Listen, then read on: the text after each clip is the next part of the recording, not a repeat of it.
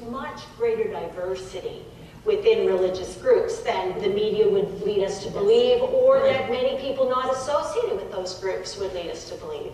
And so I think that one of the messages that we just need to get out there is that it isn't as narrow as we might be led to believe. And I certainly feel that when you look across the religious spectrum, the gender roles are not as rigid as the religion would suggest. And the way people actually go about living their lives on a day-to-day basis are much more nuanced in terms of who does what and how various people negotiate the whole variety of things that take place within the domestic sphere, whether it's childcare or domestic labor or whatever the case might be. And so I think it's really important to recognize the degree of variability within religious groups as well, even the very conservative ones. Right. But do these perceived gender roles, do they play a role in, for example, domestic violence? Well, I think where they play the biggest role is in the awkwardness that many people who are not of explicit religious belief themselves feel when they are asked to respond to those of deep religious convictions. And so, without a doubt, of course, some of our thinking about family life and some of the patterns that might be, advanced by particular religious groups might produce a fertile ground.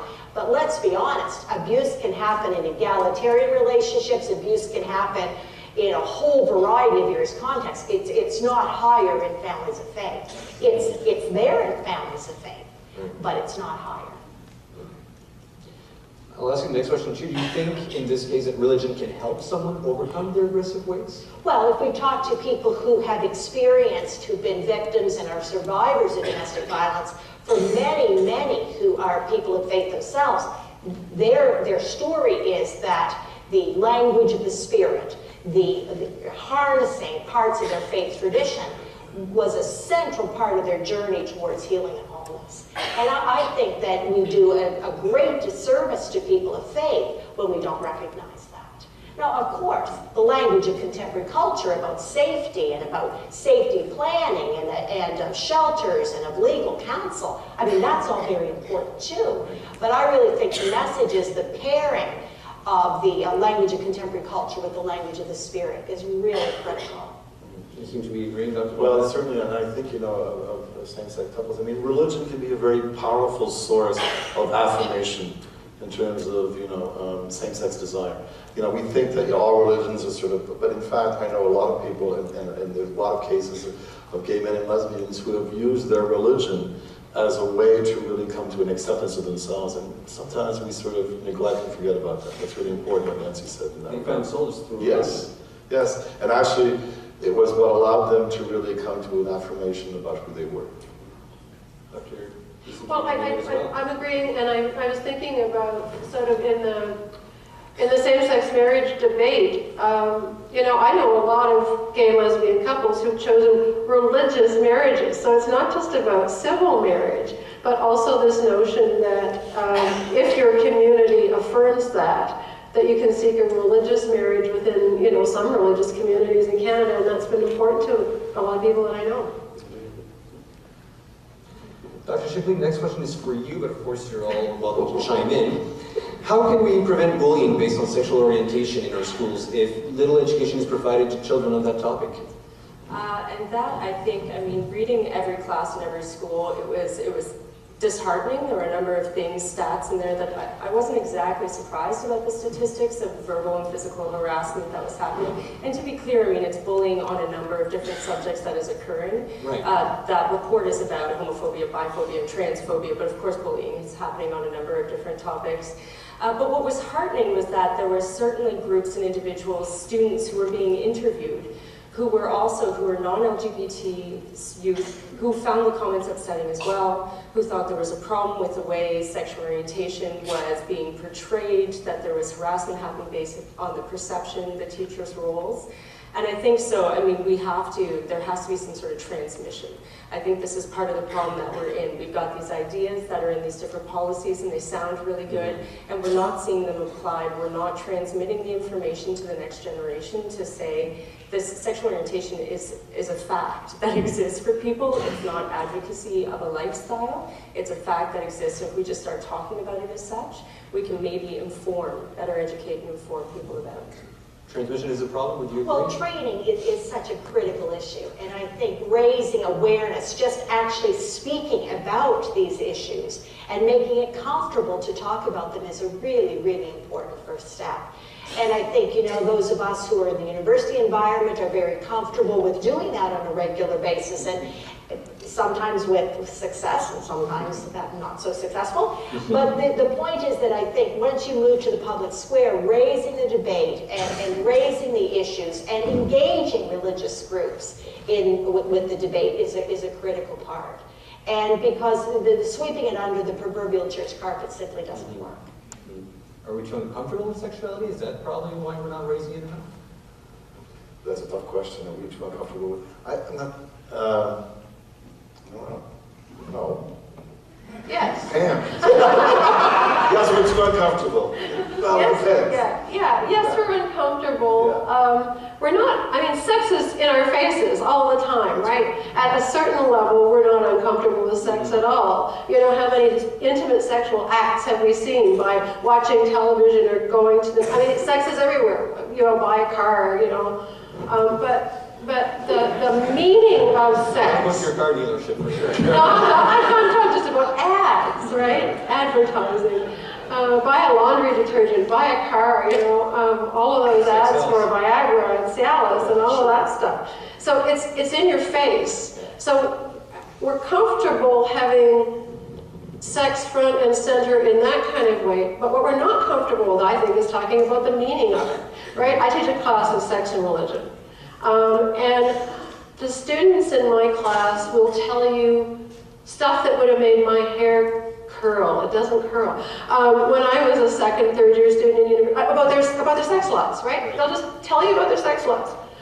But That's why I have no hair. but it's really harder to get them to talk about the meaning of that, right? They'll talk about what they do, but they won't talk about what they feel about what they do and what it means. And I think that's really difficult. And I think people are terribly uncomfortable talking about religion and sex in the same breath. For a lot of us, I also teach a similar course as Pam, and I'm always amazed that students, have a difficult time sort of bridging those two things, because those are worlds apart for a lot of people. Are they more shy to speak about religion in a sense? No, I think they come to the class with a specific religious worldview that says certain things about sexuality. They themselves may be going through something, and there's a bit of a clash there sometimes. Dr. Gatineau, do you think they're more scared or shy to talk about religion? I think that From your they experience? feel less qualified to talk Right. about religion, Right. most of them. Okay. I was wondering on this side if you have an opinion on this topic. I was teaching a sexuality studies class, and they were all very comfortable talking about sexuality, sex acts, all sorts of manner of conversations. Sometimes the students' eyes would sort of pop open what someone else would say, but no one was really interested in talking about religion. And there was a component about, there was a component about morality and ideology and guidelines, and that was there was much more hostility. And there was much less interest, really, in kind of delving into it. It was like religion's a problem, and religion has caused problems. And they just kind of wanted to leave it at that. Well, I think you have to teach people how to talk about religion, and you have to provide a safe space to do that. And one of the things I really found interesting in the last couple of years, I teach a first-year course called Hooked on Religion, which is the social science introduction to the study of religion. And we've tried a variety of ways to help students to both listen to the stories of others and to talk about their own stories of either practices or beliefs or their lack of or disinterest in practice and beliefs. And so I think it's like anything else. There needs to be baby steps to begin to talk about what religion means to you or doesn't mean to you, or your fear of the subject, or your observation of it in the broader world. And we have lots of opportunities to do that, I think. about sexuality, and we don't have as many opportunities, perhaps, growing up to do that about religion. Too much time spent on talking about sex and not Well, enough. they're watching all those commercials. Right, of course. And not a lot of commercials, of course, use religion to sell, obviously. It doesn't sell any products, except for toys and Pam Illustrated. Yeah. I was so surprised about that. The next question, I can't really take credit for that. It came from a Globe and Mail discussion earlier on, but I found it very interesting, and I would like to hear each of you on this. How would you characterize the modern connection between faith and sexuality in Canada? That's a really good question. I know the answer, it depends, is not a great answer, but it does depend, right? So, who's Canada? What's Canada? Who, Right. So the connection, well, at the basic level of what we sort of probably think in the media and places like that, there isn't a connection except a regulatory, conservatizing, normativizing force, right? So if we think about religion at all or faith at all, we think of it as that kind of normatizing, conservatizing force. And then sex isn't connected to that, right? Except as a case under the rules, or as, totally outside the rules and therefore not, fit to be connected to it. So I think it's quite complicated, I really do. And I like to emphasize the ways in which people in faith traditions themselves are undermining the teachings of their own traditions. I mean, for example, the classic case is the Roman Catholics and birth control. We all know what the position of the Catholic Church is on birth control, but we know that the majority of Roman Catholics practice birth control. The same thing about gay and lesbian relations or marriages or ordination in Anglicanism, for example. It's the people themselves that are pushing the traditions forward. I think it's very important for us to remember that. And that the institution at some point will have to respond and change in a similar way, I would hope. I mean, that's actually even true in Yeah. issues of religion and violence.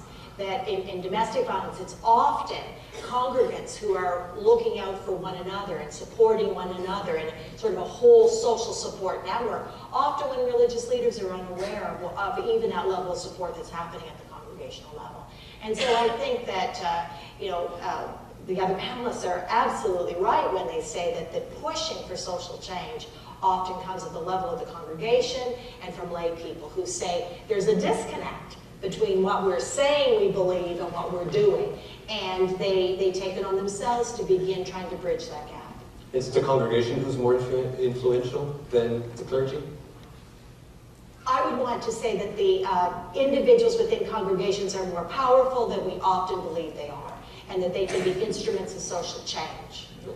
Did I go pick up the audience's question? Do you agree with this, Dr. Babak? By all means, yes, sir. I was hoping for a longer answer. Oh, sorry. All right, well, there's a lot of very interesting questions, I'm sure. We'll start with this one. What do you think about the Pride Center that was formed at St. Paul University by the Student Association? St. Paul University in Ottawa. Roman Catholic institution. Roman Catholic institution, yeah, that's the thing. I just heard about that today, so I'm not aware of the details. I guess the university said no, is that correct? Not aware of the details either. I don't know if the... No more condoms. Oh, they can't sell their heard about condoms. that one, yeah. No more condoms. You want to know what I personally think about it? Well, you spoke about the fact that, of course, Yeah. I mean, Roman Catholics are not supposed to use condoms. Yeah, and again, this is another example, I think, of the students themselves, pushing. I mean, the institution is being faithful to itself, I guess, as a Roman Catholic university. But there's a disconnect there again, as Nancy mentioned. There isn't, and who's going to resolve that gap? So if you were asking if the university is right, I would say no, it's not right. But anyways, it's just me. Of course. And there's been the gay straight alliances in Catholic schools. There's been some of that controversy was spawned by students wanting to start an alliance in their school and not being allowed, that the school board had actually decided that they weren't allowed. And that's students in a Catholic school asking for this, saying that this would foster something, And I think going to the congregation, listening to those voices of the people who are saying that they're not disconnected from their religion. They shouldn't, often it's, well, if you're sexually other, if you're not accepted, you should go somewhere else. And they don't want to. This is part of their identity as well. And it's important to them to merge the two aspects. I think it